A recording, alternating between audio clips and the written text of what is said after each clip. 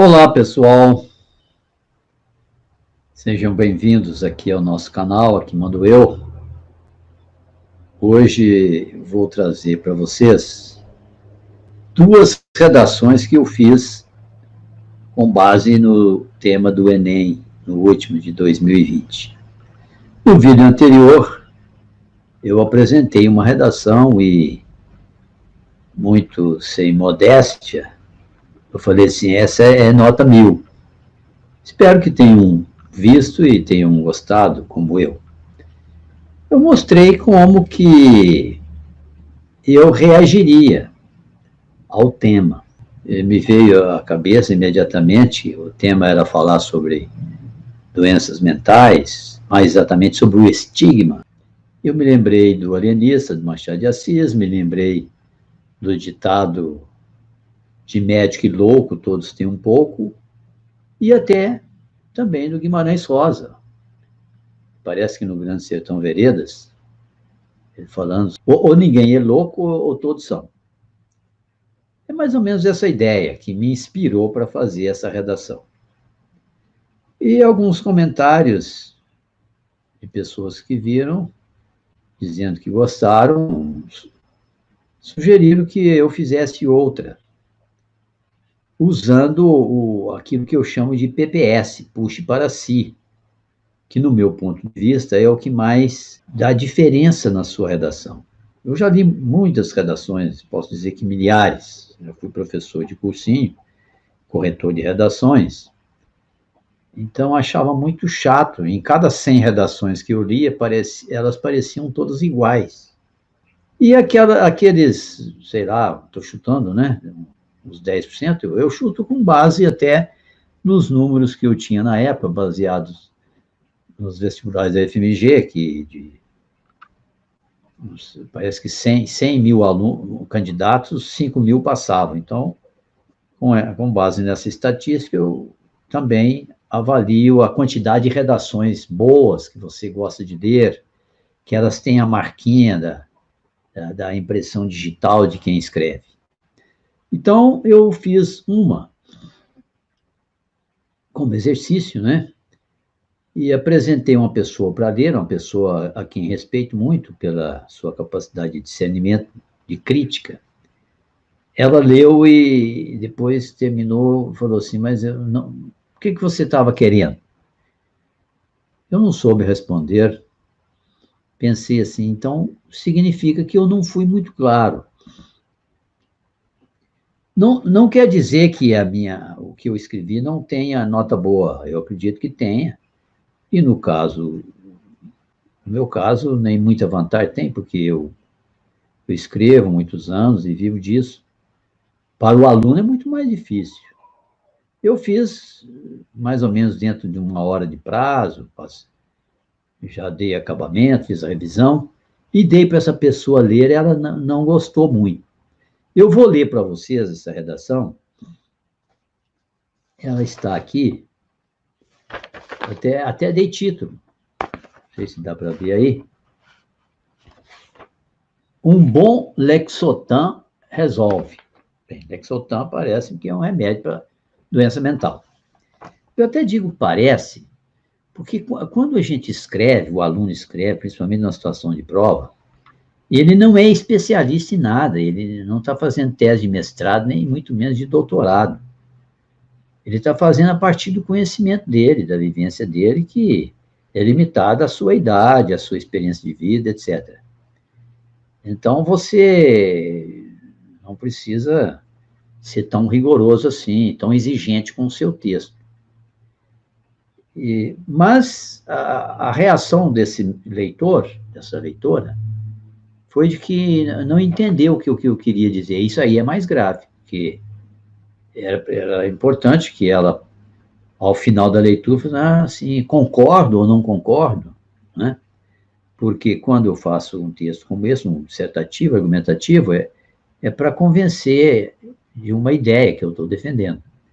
Mas então eu vou ler e vamos ver como é que vai ser a sua reação.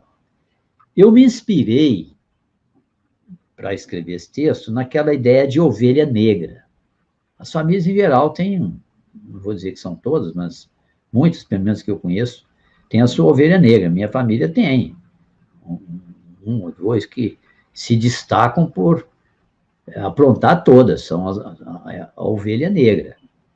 E, normalmente, ele é estigmatizado, ele tem uma marquinha vergonhosa, que não deveria ter, não é desejável. E me inspirei também num parente meu, é PPS.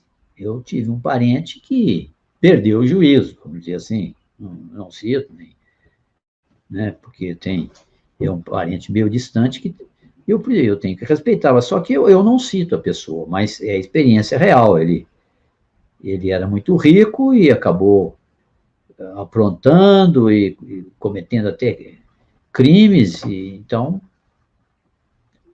perdeu o juízo, foi parar em Barbacena. Eu uso esse material.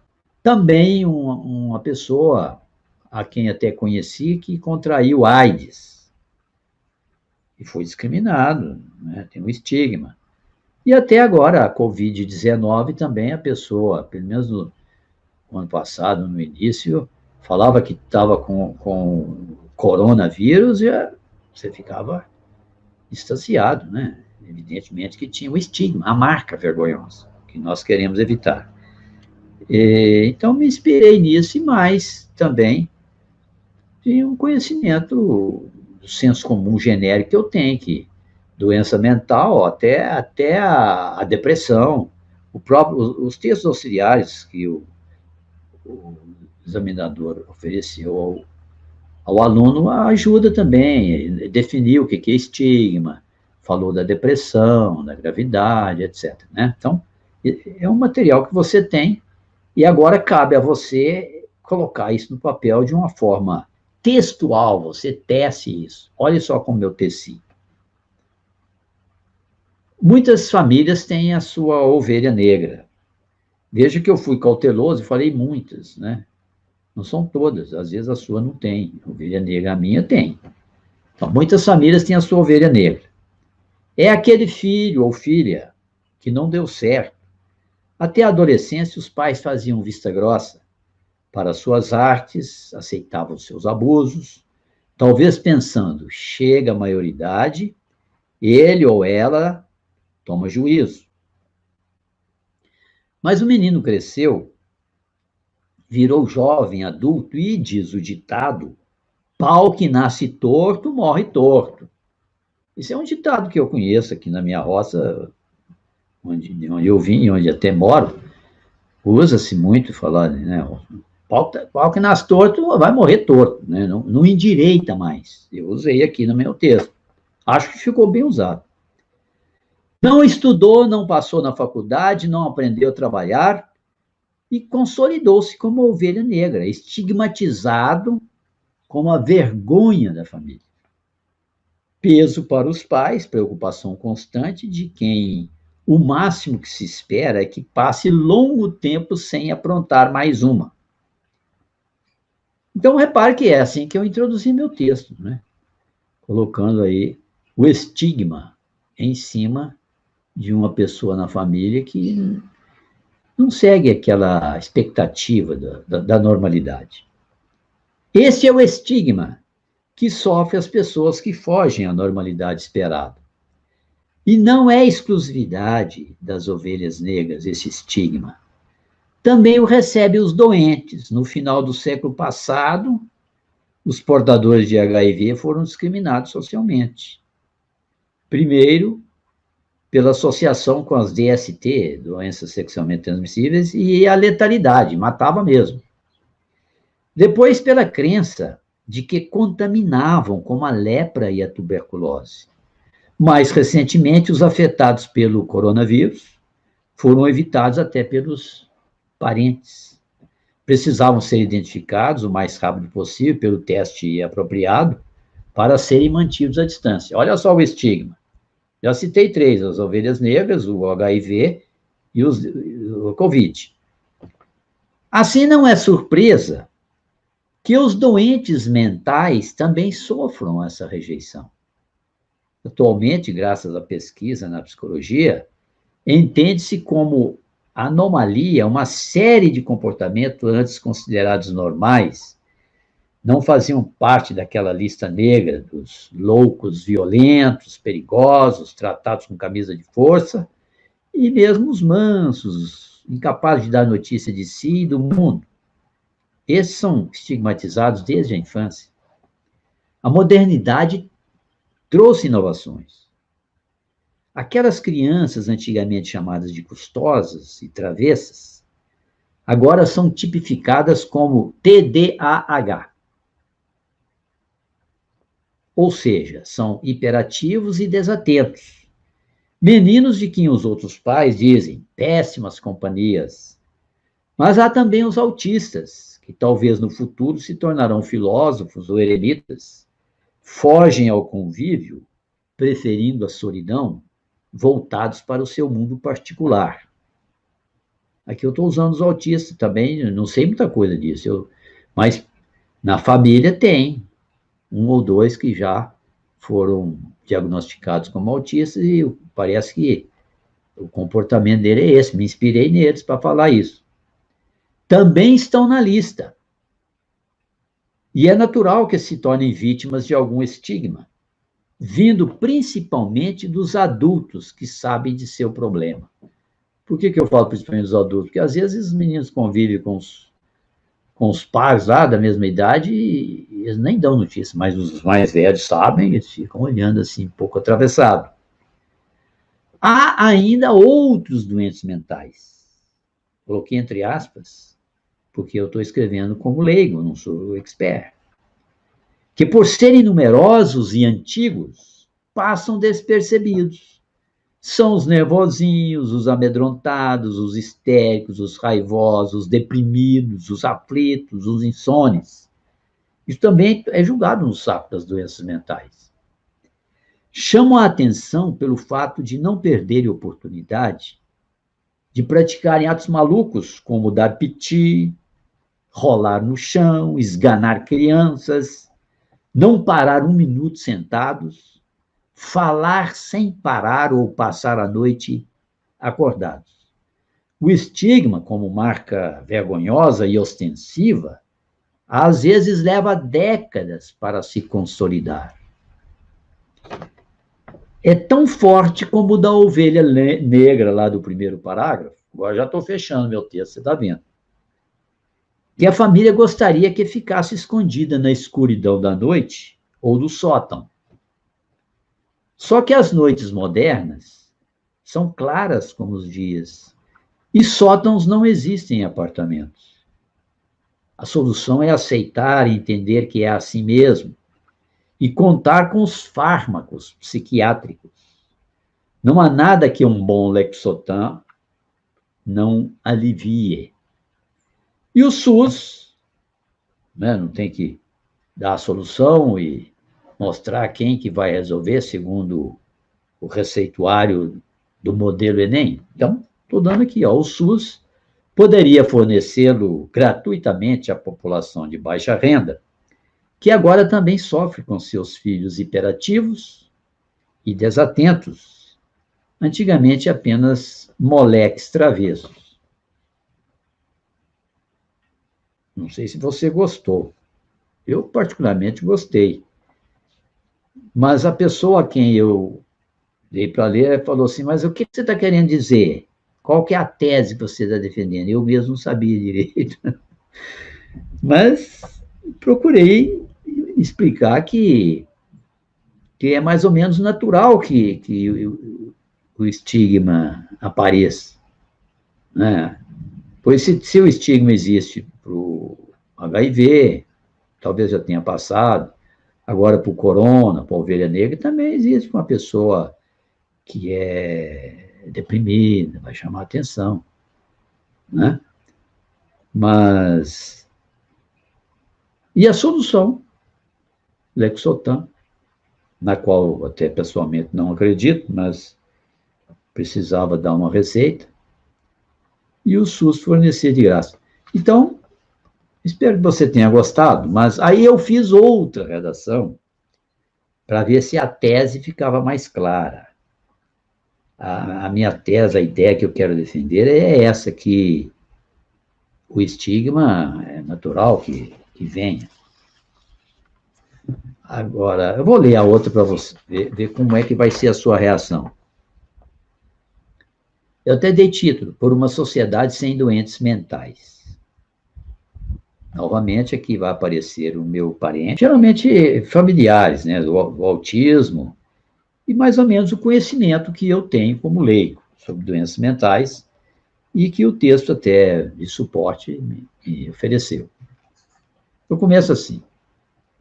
Nada mais natural que estigmatizar um louco, daqueles que berram, xingam, agridem. Não se pode garantir que seja justo o estigma. Então a ideia é essa. Estigmatizar sim, mas às vezes é injusto. Só que às vezes também é justo.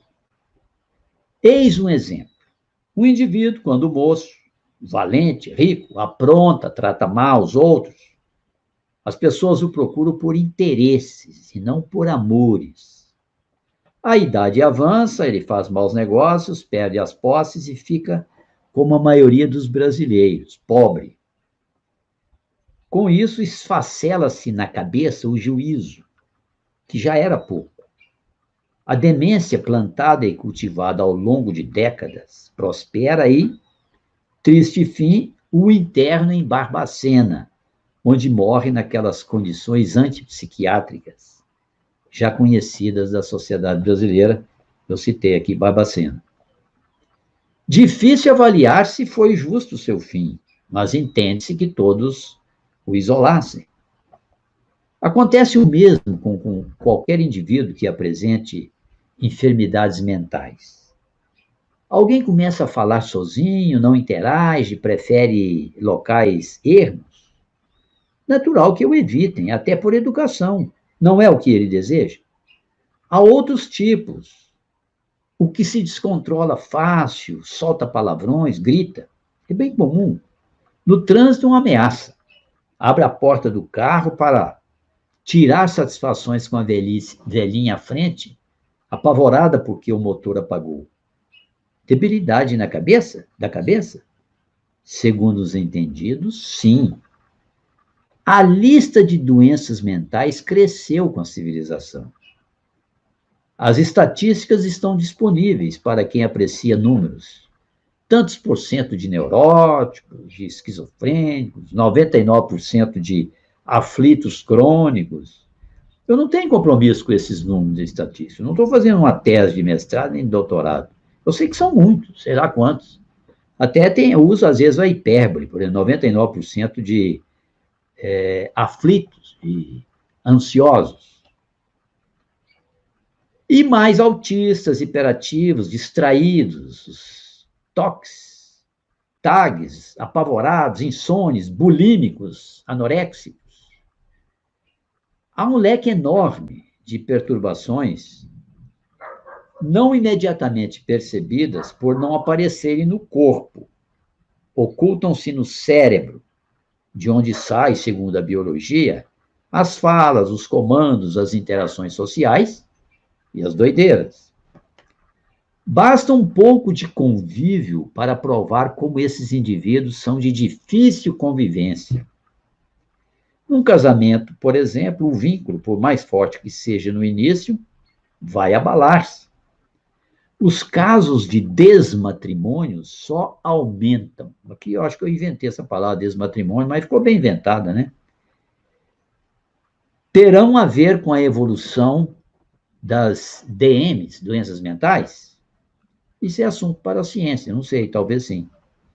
Seria interessante acrescentar à lista de débeis, nome popular para as doenças mentais, os egoístas e os gananciosos, insaciáveis tios patinhas, para os quais 1 milhão é pouco. Isso aqui é por minha conta, e eu acho que um camarada também desses é maluco, ele só pensa em dinheiro. Para mim é doideira, doença mental.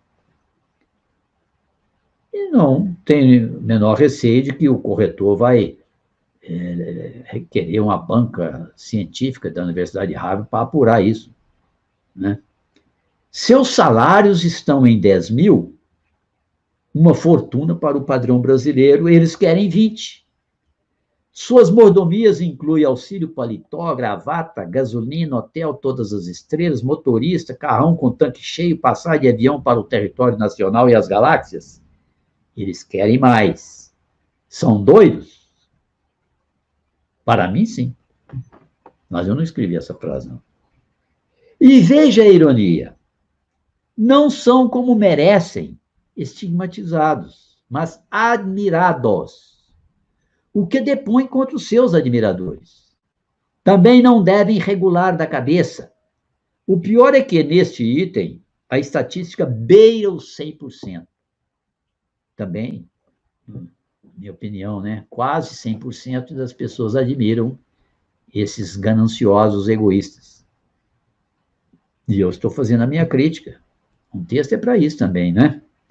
Não surpreende, e eu tenho embasamento, que o genial Simão Bacamarte, que usei na primeira texto que eu fiz, psiquiatra do século XIX, e que precisava reencarnar-se nesse infeliz século XXI, tenha colocado quase todos os moradores da sua Itaguaí no seu hospício de lindo nome, Casa Verde.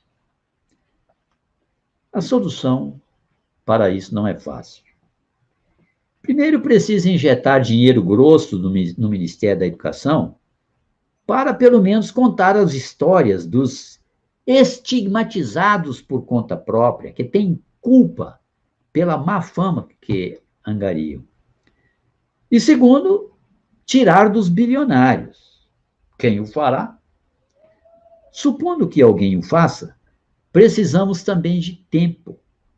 Ajeitar as cabeças de tal forma que funcionem direitinho é obra demorada. Começa na fase uterina, exige um bom pré-natal, medicina solidária e não comercial, SUS fortalecido, etc. Difícil, mas compensa. Imagine, a sociedade brasileira terá pessoas afáveis e equilibradas. E adeus estigmas. Todos se integrarão em paz e harmonia. Bem, aí está meu texto, segundo que eu fiz, para exemplificar. Eu sei que numa situação de vestibular, de prova, existe toda aquela tensão. Por isso é que você tem que treinar muito antes. Você tem que treinar, eu digo para os meus alunos, para saltar 5 metros.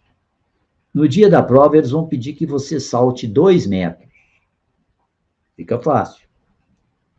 Então, e vocês estão vendo que não tem mistério. Eu tirei a redação da minha experiência, daquilo, né, que eu chamo de PPS, um parente, uma pessoa que eu conheço. E o texto também me ajuda, o texto de suporte fala de depressão, explica o que é estigmatizar. Estigmatizar é uma marca vergonhosa. No tempo dos escravos, era feita a ferro, em algum lugar do corpo, às vezes bem claro para as pessoas olharem e falarem, esse aí é um escravo, é uma pessoa que tem algum crime, etc. Esse é o estigma. Espero que tenha ajudado você a ter uma ideia. E se você está projetando uma prova na frente de redação, comece a treinar agora. Você pode fazer várias redações com o mesmo tema. Vários exercícios. Olha só, eu já fiz 3. E posso fazer mais outras. Posso defender outras teses, né? Então, fica aí para você esses 2 exemplos. Eu tenho esquecido de pedir a vocês para se inscreverem. Inscrevam-se no canal. Coloque lá o gostei. Ajude a divulgar o nosso Aqui Mando Eu. Agradeço a sua atenção e até um próximo vídeo na semana que vem.